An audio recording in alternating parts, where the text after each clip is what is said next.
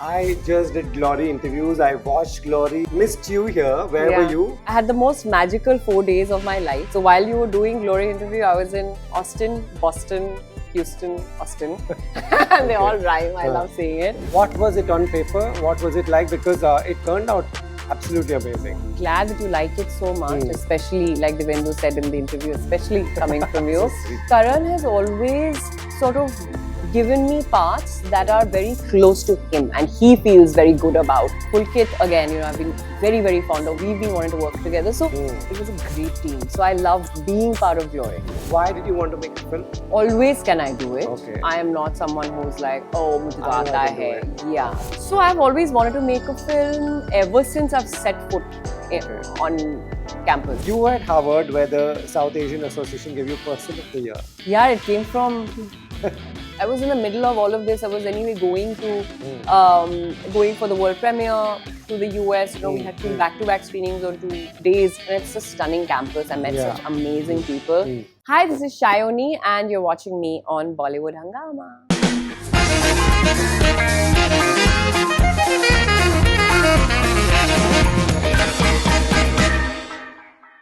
Sayani, welcome to Bollywood Hungama. Thank you, Rohit. I just did Glory interviews. I watched Glory. I loved it very much. Missed you here. Where were you? I was here. No, I had the most magical 4 days of my life. So while you were doing Glory interview, I was doing Austin, Boston, Houston, Austin. And they all rhyme. I love saying it. But yeah, so I was at Harvard and then we did the world premiere of Asmani and the next day was the Austin premiere. So 3 days, it was magical. So I was having a lot of FOMO for not being able to be at the Glory thing. But I also had I can't complain. It was beautiful. Right. Correct. We'll come to what you were there for, but I'm going to take you back to Glory. Yes. What was it on paper? What was it like? Because it turned out absolutely amazing. Well, thank you, and I'm glad that you like it so much, especially like Devendu said in the interview, especially coming from you. So sweet. Karan actually told me 3 years ago that he was writing something for me. Okay.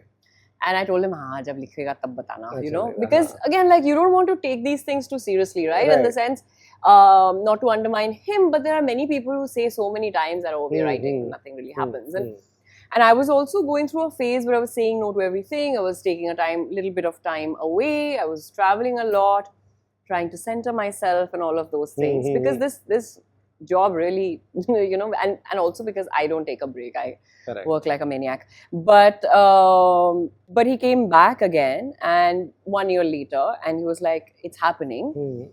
And I said, when you send me the script, then I'll know. Wow, okay. And then they sent me the script, and I loved it, And I think Karan has always sort of given me parts that are very close to him, and he feels very good about. Right.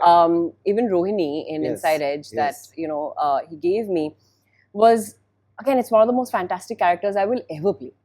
She's such a sort of, she was a kid in this sort of man's world, of cricket and IPL, but she knew she knew the game, she knew her numbers, she knew her job really well, and she sort of operated with so much, like I say, quiet confidence. And even, I think, Joyner, Karan was so particular about how he wanted her to look, that whole, with the bangs and everything, and how her being and everything. And Karan likes to sort of really get in with you and tell you, little things about the character and things like that. Because also, again, as a writer, he feels extremely passionately about how the characters should be. And we always joke about it because guys like, you can do what you want, but ultimately you will do what I tell you.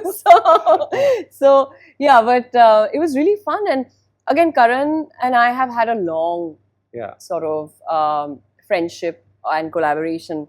Mohit, who is the producer, they have Atomic together. Mohit and I had worked on Bar Bar Dekho together in 2015. Wow. So I've literally seen them, I mean, they have seen me grow up. So it's a very different it's like going back to work with your friends, and it's always amazing. Devendu, I have always wanted to work with. He's a senior from FTII, and I loved playing the scenes off of him. Mm-hmm. It was such a treat. He's so good. Pulkit, again, you know, I've been very, very fond of. We've been wanting to work together. So I think and then, you know, Ashutosh Rana, Suvinder, Vicky, Kashmira, Janat, I didn't have a lot of any scene with, but again, like really lovely. So it was very, very good, and it was a great team. So I loved being part of Glory. Right. You know, for a woman to get a good part in a very male-centric show with Mara-Mari and boxing and all kinds of things, you knew this is how it's going to be, because when he's first told you what he's making, or did you think this will be like a completely out-and-out man's world kind of a show? Again, Karan has a way of writing the women parts in a man's world as well. Yeah. Right? And we've had discussions about this, and I think the way he looks at women and is with a lot of, what do I say? Like, he really has a lot of expectation, and he really looks up to women in that sense, right? So he writes his women like that, and I know him personally, so I know how he is with his daughter, for example, and the world he wants to build. So the world is a better place for, you know, for the, you know, his little girl when she grows up. So I think he's extremely conscientious of that, although he builds this extremely violent, you know, man's world. And we've had multiple conversations about this. So even, again, going back to Inside Edge, like how Zarina's character was, like Richa played, and I think that's the name, right? And how Rohini was, and even here, he's aware of that, and he's aware of what the women are doing in it as well, and who is doing what. So yeah, I was not really. I would have liked to box in the show, of course. In a show with boxing, I would want to be a boxer, and that was my first complaint. And I was like, "Come on, then," and he's like, "No." That's not the role. Yeah. But apart from that, I was okay with it. Yeah. Right. You know, earlier you said that, you know, when he first came and you said, you know, karenge jab banega. A lot of offers come like that, where you know this is all talk. Which ones do you take seriously? Because a lot of people must be this, because you hang in such a circle where everybody wants to make a film, everybody has an idea, everybody. So how do you know which one will actually materialize? Do you know because of the person, or do you know? How does it work? You know, there are two things. One, when a script is coming to you, it's very different. Then whether you do it or not, like I'm someone who knows instantly whether I'm doing it or not. You know, in the first actually 10 seconds. You start reading a script, and it's the language, you immediately know what the world is and what the intent of the maker is. So that is a different conversation. Right. With what you're asking, there are, oh my God, the number of meetings I've had in the last 2 years where they're like, yeah, we are making it. And then it's completely like, it's not happened, you know, and because it's very, very hard. It's very difficult. Very hard to mount a project and mount a film, especially in today's environment where everything is dried up, right? Nobody has money. Correct. It's become way harder than it was 10 years ago, or even 5 years ago, I want to say. So the script is there, you know, the actors are ready, but there is no money. So when actually it gets greenlit and when people get the money, there are times when, and it's happening, you know, I don't think it's happened to me necessarily, but also, I mean, you know, there are producers involved, the producers come on board, and then suddenly producers have pulled out, or, you know, the film. And there are such amazing scripts sometimes, you know, one has read, and you really want that film to be made. But unfortunately, the money is just not there. Wow. That's so interesting, because on one side, this is the problem, that the money is not there. On the other side, we have at least moved on, that, you know, we are not sticking to just making it with those 5 A-listers. We have moved on from that, because there was a time where Have we though? I don't think so. You don't think so? Like say, you know, say Glory is a great example. Yeah, but Glory wouldn't be a theatrical right now. Yeah, for theatres is different. Your theatricals are, Again, it's a much larger conversation, Correct, right? yeah. The OTTs and the nobody knows honestly what will work in a theatrical. Yeah, right? true. The last two films that have worked for whatever reason. I mean, of course, and it's amazing that Correct. they have. Huh. But having said that, no one knows. There is no formula to that, really. True. Even if you took an A-lister in that sense of that term, you don't know if it's going to work, bring you that opening or sustain it through the weekend as well. True. Number one. Two, there are some like random, not random in the sense like nobody knew that film will do well, and they have, I mean, you know, they have done crazy numbers, which is amazing for the filmmakers and the industry, and which is why I'm saying random in that sense, because nobody would actually think of that, right? When you're talking about the business of it. But in OTT now, the OTT came in for as a sort of bridge, right? The films that are not finding theatrical, maybe don't need theatrical, or are stories that sort of are made by people who are really meritorious or, you know, are really talented makers, new filmmakers, whatever, are pushing the boundaries, you know, good actors, all of that. That's what OTT was doing. But now, I'm not really sure, because there are a lot of, again, there are things that are getting made, and I'm grateful that they are. But the way that the OTTs were functioning 5 years ago also, post-COVID, everything has changed. Right. Got it. Yeah, and the volume of work that was happening, that has sort of lessened. Right, got it. You know, people go to FTII for different reasons. Someone is very clear to become an actor. Someone wants to learn filmmaking. Even if we go back, like David Dhawan studied editing. So what did you want to do?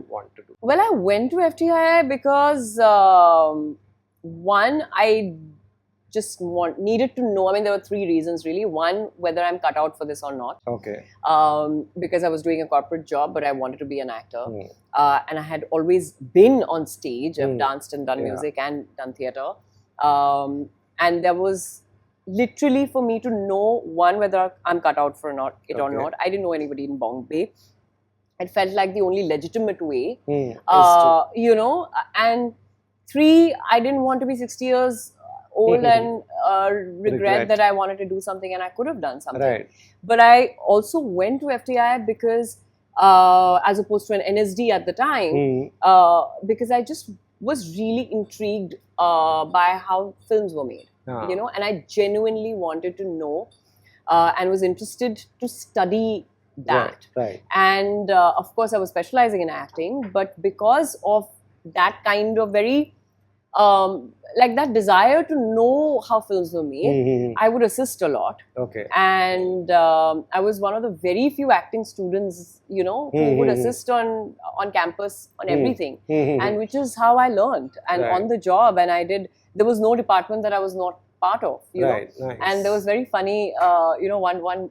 Do you know Bhuvan Arora, who was in Farzi? Yes. So Bhuvan was my classmate. Okay. So they are going to. So on campus, this is Prabhat Studio and Studio One. So they are, after lunchtime, they're going back to class like that. And I am alone, one huge ladder, okay? And I'm taking it and going like that. And Bhuvan is like, Bombay jaake yahi karna. And I still remember that, and he remembers that. Because they were going to acting class. And it wasn't like I wasn't in acting class, but I would also do other things. Sort of balance my acting class with assisting and doing other things, because I was very, very clear what I wanted to do and what I needed to study, because that was my time. And I was like, this is my post-graduation. Nobody is telling me what to do. I will do what I want to and what I need to learn. Amazing. So I was always working in that sense. So now we can laugh about it. But yeah, that ladder, you know, has brought me up. And no learning, like, you know, no education goes waste. So you did learn filmmaking, which you're putting to good use now. You know, tell me, one is, why did you want to make a film? Like, is there a reason that you had a story, or is it like also to see, can I do it? Always can I do it. Okay. I am not someone who's like, oh, mujhe to aata hai. Yeah, I'm, you know, you have to prove to yourself you can do it. Correct. Even if other people are telling you can do it, you know, you need to know whether you can. Absolutely. So I've always wanted to make a film ever since I've set foot on campus, like literally, and it's been 17 years since that day. It was that one desire. It's almost like a nagging thing that when am I going to do it? You know, why am I not being able to do it? And again, an actor's life is very, very different, you know, and it's so frantic. You're constantly playing different beings, you know, you're never just yourself, right?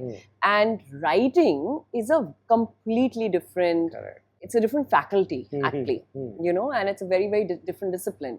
So I had been writing, but something else, but I would never sort of finish it. And my editor was in my, who's a very dear friend from FTII, she was in my ear basically saying, Sayani, write. And I said, and she always said, you're good. And I said, how do you know? You know? She's like, no, I know you're good. So, but this happened just like that, like, you know, how I wrote Asmani.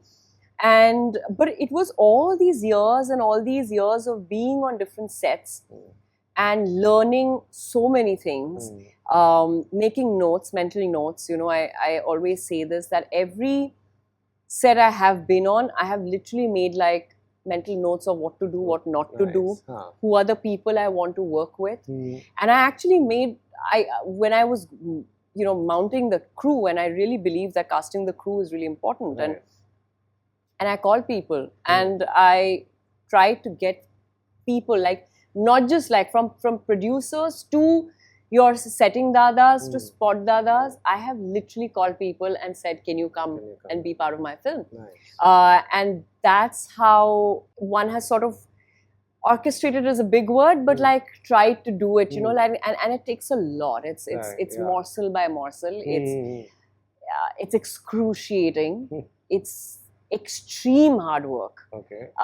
Making a film is the hardest job in the world, and of course we are not saving lives, and we don't do what doctors do, but it's very, very hard. And not just making the film, but also mounting it, and you know, every, like, even now I got the eye sty because I don't sleep, you know, I don't have time to sleep. So it is, but it's addictive.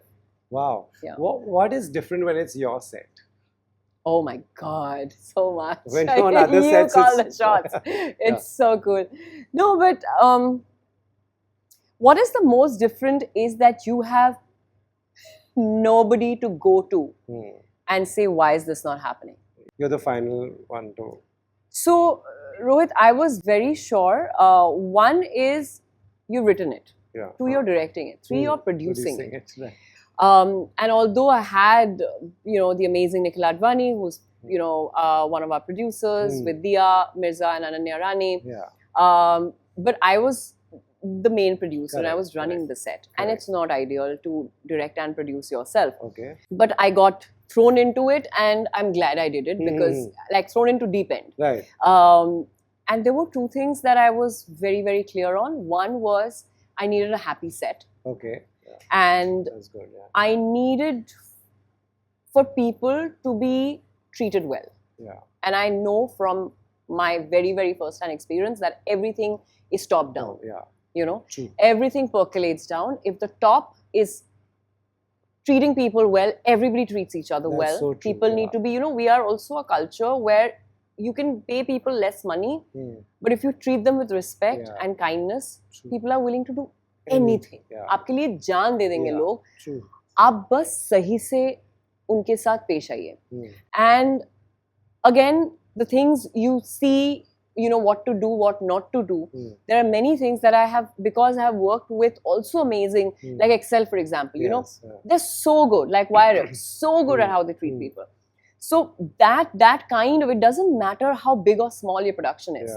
You can do it right, you know. So I made sure people were fed well, people were, and it was all outdoor. They were kept, you know, in respectfully. They were actually, I have literally gone and cleaned mattresses with my own hands as well. I've done that also. So yeah, I mean, before my actors came in, I would make sure, you know, every room had a care package. And, you know, again, I was doing it from, it's all me in the sense that, but I would make that extra effort because even if it doesn't matter where, it's all coming from here, but Correct. But people need to be treated. Made to feel good, and I think one of the biggest takeaways that I have today, and touch wood for that, and I truly think it's the greatest gift, is every single person who was on my set said, "Up next kya bana rahe hamare?" Nice. That's such a good thing. Yeah, that is a great validation. So this film will eventually come somewhere, but Hopefully, until then, tell us what is the idea? What should we expect? We have not seen anything. You're talking to people who don't know anything. So you can tell us from scratch. It's I mean, I can't wait for you to watch it and all of you to watch it and all of you to watch it. It's a short film, which is actually a mid-length film. It's a 33-minute long film. Okay. It's called Asmani. Okay. And it's about a powder blue vintage car called Asmani. Nice. Okay. So, and it's a friendship story between this aging woman played by the stunning Revati.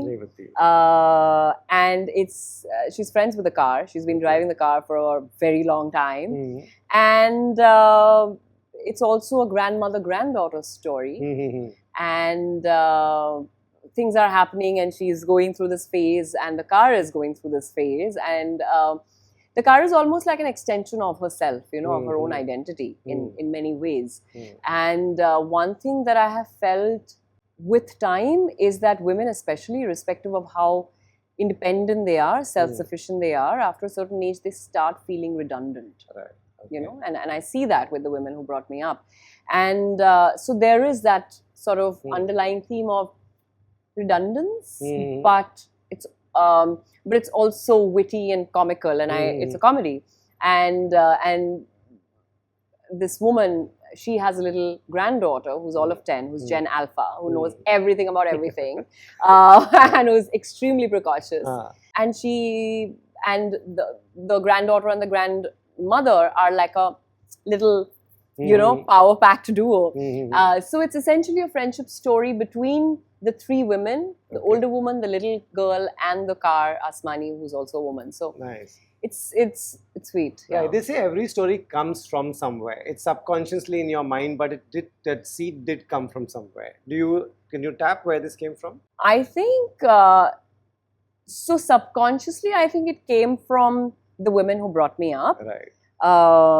Which is my grandmother, who was extremely witty and funny. Okay. And all her, even my mother is actually extremely witty and funny. They have these like one-liners and in Bangla, but they are like, they'll cut you right into, they're so funny and their timing. And so I think I've been brought up by a lot of women who are really funny, but also extremely independent. Right. Be it my grandmother and her sisters and all of them. And the way this happened was I was sitting with this veteran actress and we were having wine at her house, and she was in fact complaining about the roles she gets, and she was like, "Sab mujhe cute banate hai." And I said, "You know what? I will write something for you." Yeah. And I came back home, and I was literally sitting at my dining table, and I stare at nothing sometimes, and just thinking about, waiting for thoughts to go past, And I have this little toy car, which is blue in color, that my stylist for many years, Shrija, she had given it to me like 8-10 years ago, okay? So it just sits there by the windowsill. So I was looking at it, and then I got a flash image of this older woman, changing the tire of a car. And it felt like it's an image I hadn't seen in real life or in any film, And it felt like, oh, maybe there is something here. Yeah. And immediately I was like, yeah, I feel like there is, there's a germ here somewhere. Right. And I went to the other table. I started writing pen to paper. I'm also analog, so I write. And I started writing in the next, I think, 30 seconds to a minute. The name came to mind, Asmani. And I knew the woman's name, the dialogues were coming, the other character started coming. And it almost was like portals opening in my head. Wow, that's how it works. And it was going through me. It wasn't like, oh, I was planning. It was literally like, it was channelizing through me. I don't know how else to put it. And the dialogues were coming. Again, what they were wearing, the mise-en-scene, how I see it, even the framing to an extent. So I wrote the first 4 scenes and and a few more, and I sent it to 4 people. One was my editor, who was after my life, and 3 other writer friends. And again, this is the first time I was sending something, a work of fiction that I had written. And I was like, of course, they're going to trash it, and you know, I'll just put it in the back burner. And they all called back saying, they really like it. And I was like, yaar, ab to phas gaye, ab to likhna padega. And then I started writing it, and then I spent over a year on the script. Wow, this is how it works. When it comes, it just comes, the idea. I guess, yeah. And that's what, but you know, again, you're right. It's about the subconscious. You know, and once you see the film, you will know how much and what. But the film, again, I wrote the film with a lot of love and joy. And we made it with a lot of love and joy. And I would really love everyone to sort of experience that same amount of love and joy when they watch the film. Wow, can't wait to watch it. You were at Harvard, where the South Asian Association gave you Person of the Year. Where did that come from? What was that experience like? Share everything with us. Yeah, it came from, you know, it literally came. And in fact, I was in the middle of all of this. I was anyway going to going for the world premiere to the US. You know, we had 2 back-to-back screenings on 2 days, and then I had one day. It wasn't even a free day, but I had one day, and I got a mail. I had just come back that day from Gwalior from an event, and I was talking to my mother at 2:30 in the morning. Okay, because my mother also doesn't sleep. So on the phone, and I got a mail saying whatever Harvard, and I thought it's a spam. So I was like, I don't know who is messaging me from Harvard. And then they started calling, and I was like, what is happening? So I said, messaging and then calling, and I was like, okay, let me call you back. I don't know what's happening. And then they said, are you here? If you know, we'd love to give this to you. Wow. Can you come to Boston on the 24th? I said, strangely enough, I am literally landing on the 23rd. Oh my God, wow. And yeah, you know, some things you'll never know. Some things are, and I have always believed whatever's meant for you will come to you. And I think I've seen that with my life. And yeah, it was just so magical. One, because my brother went to MIT, so I've, you know, heard my sister, these are all cousins, so they all lived in Boston, and to go, like, the campus is stunning. And the day I went, the sun was shining, and everyone was like, oh, the sun is out for you, because it was been raining and very cloudy.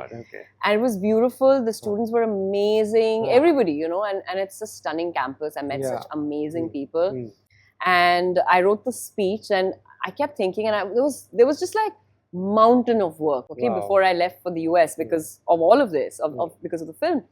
And I was like, yaar, my speech nahi likhi hai, Harvard mein jaake speech dena hai, kya karu main? So when did you sit and write it actually? So in my flight to Austin, which was the previous day, I wrote one speech on the flight, and then because there was no Wi-Fi in the flight, it went, and I lost the whole speech.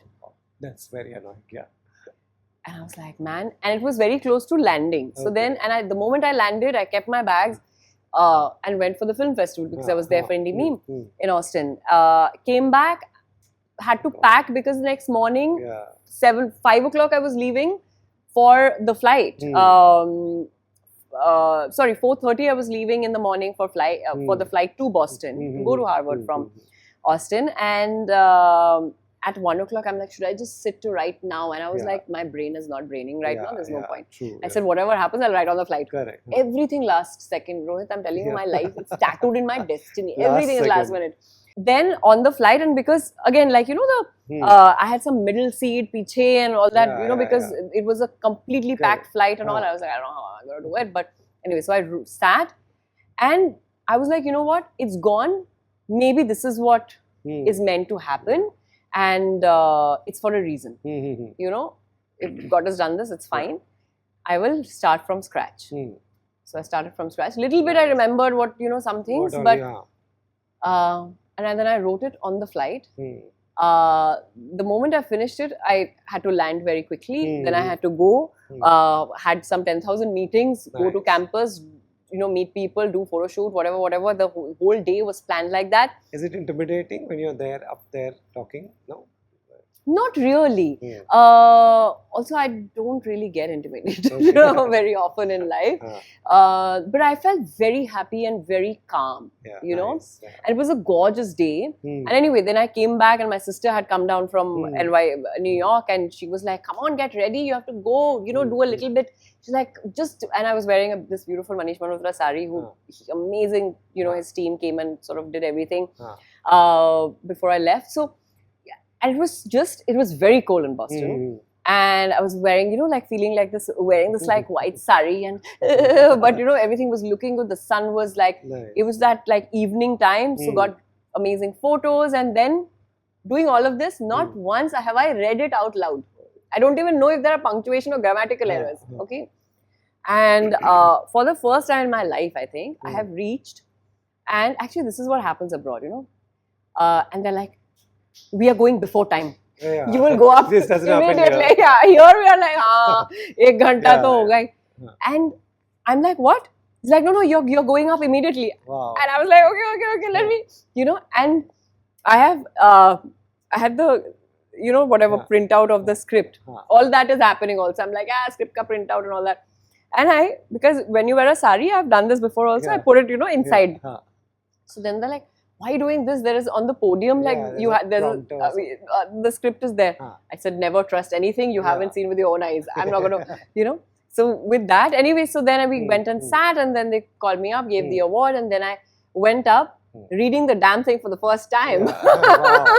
That is really But it went so well. People were crying, Nice. There was this old man, he's part of the faculty. He runs a school with children from 25 countries, and really old gentleman.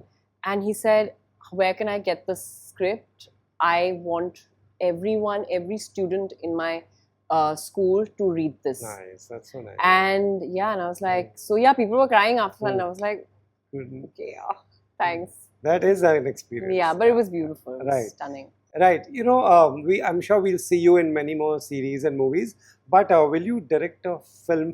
Like, would you like to direct a full-on feature? Yeah. In fact, it's not very different when between a short and a feature, one, because the work is pretty much the same.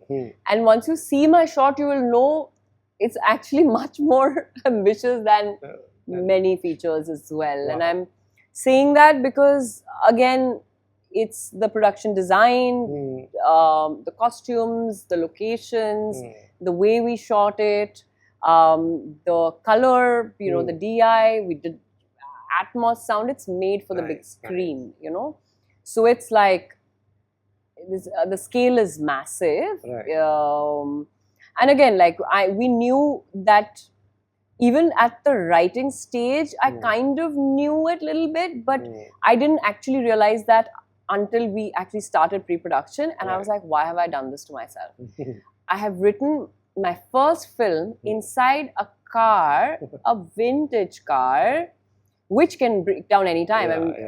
The car we used was actually is really healthy, and she's beautiful. But still, it's still a vintage car. And then with an older woman and a little girl in really faraway locations. So I did not make and I kept telling my team, I was like, I could have just written a film, 2 people having a conversation inside a room. Why did I not do that? No, your car is a full character, Yeah, so again, definitely, and I hope I can make the next one soon.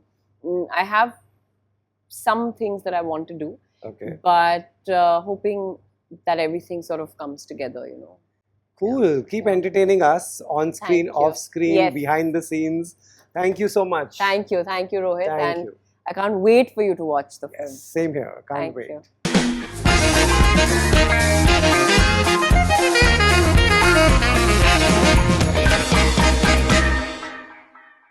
Hi, this is Sayani, and you're watching me on Bollywood Hungama.